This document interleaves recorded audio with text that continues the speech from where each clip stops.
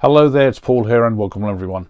So this video I'm using the Axminster Eccentric Spiralling chuck again, and rather than do something on the top or the outside, I've decided to have a go at something inside, and I'll have a chat at the end. Got what I think is a piece of oak in here. Done a few videos recently with the Axminster Spiralling Eccentric chuck, and the problem with this is that there's only really sort of like 4 offsets in each direction, so it's not really a massive movement. So if you've got, say for example, a large bowl and you want to do an off-center part in it, it's only really going to shift the center slightly, which means that on one side you could well have, say, thin walls, maybe 10mm, but on the other side you might only have walls as thick as maybe 20mm, so it's only slightly off-centering. Going to true this all up first of all, get the outside shape of the bowl done with a flat surface on the bottom. This is a piece of wood that I had last on here from the last project I did with this chuck. I've already just faced this off and made it slightly concave, so that what I can do is that if I've got a nice flat bottom, when I've finished on here, I can then just hot glue this to the base. But on the top, what I might well do is a cutout like that with the chuck in its normal position, some form of a small cutout, depending on size yet, I don't really know, and then I will then turn it off center and maybe do some extra cuts, so it almost will look possibly like, I don't know, maybe something like a clover leaf shape or something like that, or a club, just to see what I can come up with on this. So it's really no planning, just an idea that I've got.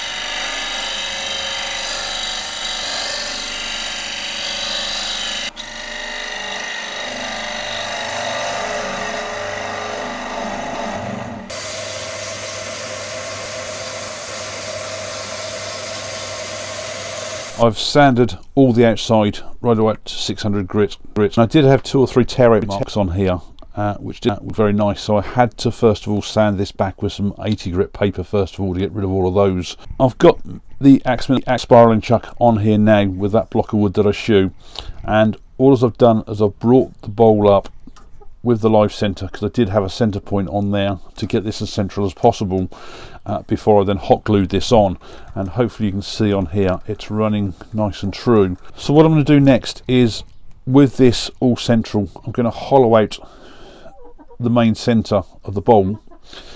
Then I'm going to see about putting this off center to see what effects I can get on there.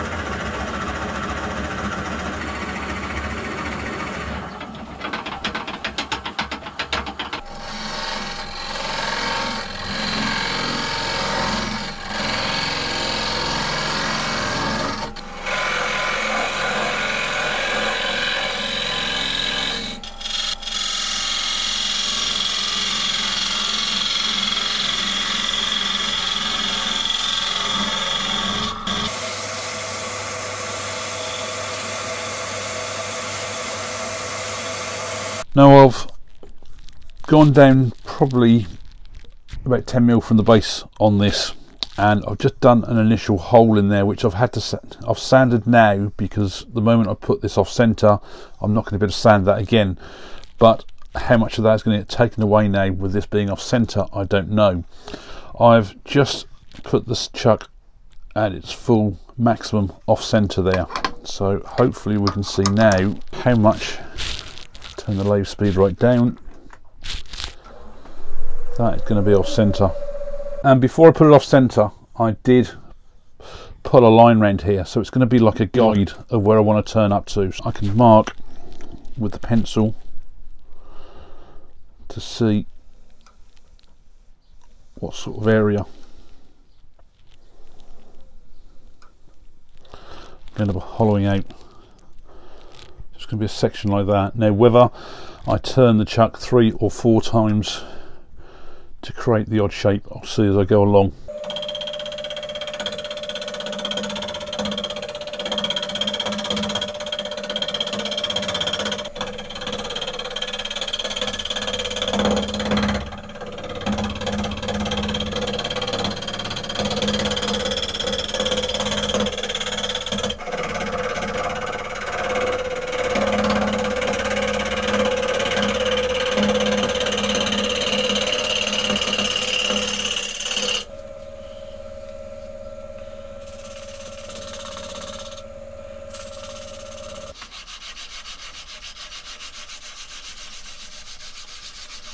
That's the first side done. Now how well I'm going to get these match up, I don't know.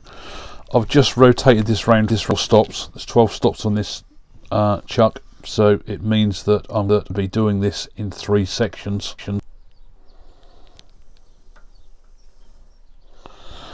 So the next section is this piece here. So there will be some overlap on the top, but possibly not further down.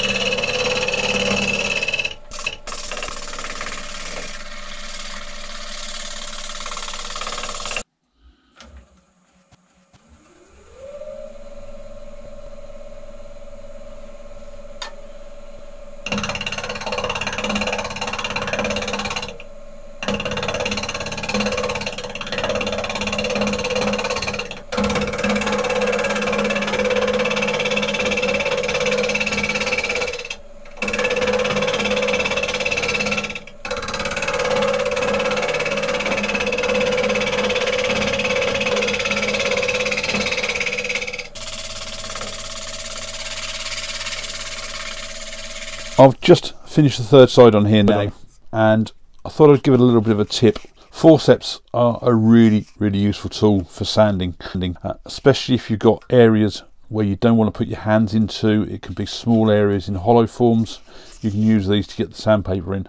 Don't put your fingers through the holes, just tend to hold it on the outside a bit like that, because then if something does grab, you can at least get your hand away. And the important thing is also to roll the sandpaper up for whichever direction the lathe is going in.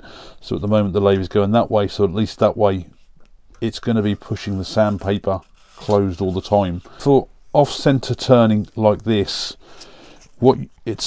if you put too much pressure on the sandpaper, what you're going to do, you're going to sand the area that you want to, but if you've got too much pressure, it's just going to bob down every time and go into the areas you don't want to sand, and it's going to take off all the edges, so it'll really smoothen those out. So the tip on here really is, you want a fairly high lathe speed, but you're just gently trying to find that sweet spot.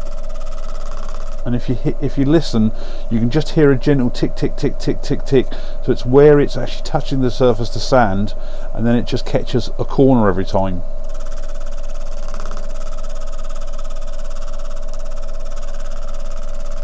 Now sanding takes a lot longer like that as well, because you're not really getting much pressure on your work, but you then, especially because I've got a fair bit of tear out on this as well, you have to do a fair bit of manual sanding as well.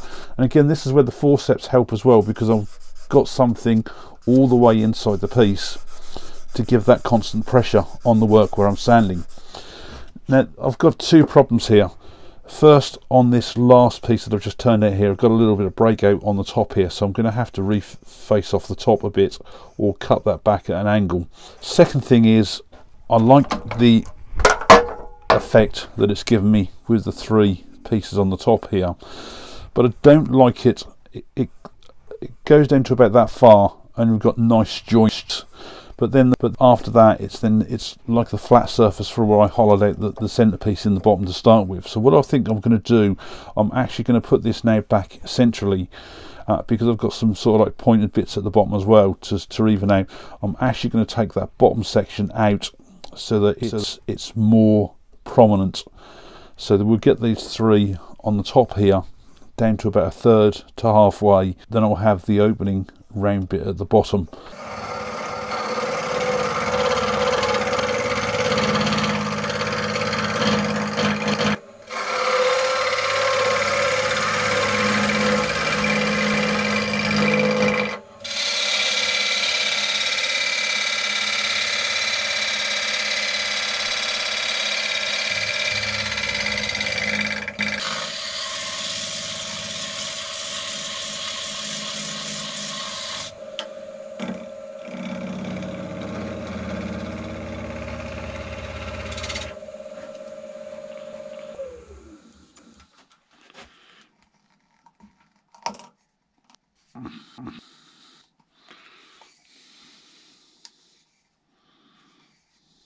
That's the finished shape, and I've just burnt my name on the bottom there.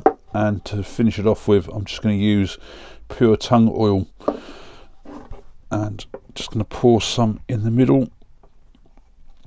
And I've got a piece of cloth and a pair of forceps just to get round all the edges to start with.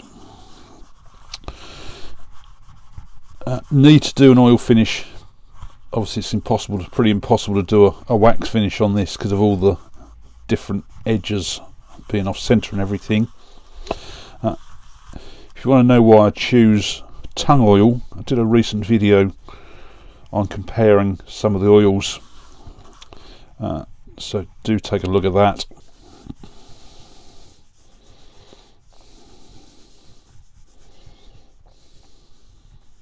I might give this a couple of coats, 2 or 3 coats over time once it's set, but I'll just see what it comes up like after one coat. This has just had one coat of tung oil, been left here in the shed a couple of days, and I think it's come up really nice. Don't think it needs any more. The outside has a slight sort of sheen to it. I don't know how well it shows on the camera, but I think, especially with it being oak, it just looks old. It looks really aged. This was just not planned whatsoever. Decided to do something with the spiral and chuck, picked up a piece of wood and went from there. And rather than doing something on the outside or the top as a pattern, I thought I'd see what it comes out like doing the inside. Firstly, I think really the height of the bowl is just too big. Had this been half the size, I just think it would look a lot nicer. I could possibly have gone straight down the edges rather than tapering them in. Whether that would have produced something a little better, I'm not sure. So it does create some form of a pleasing effect with it.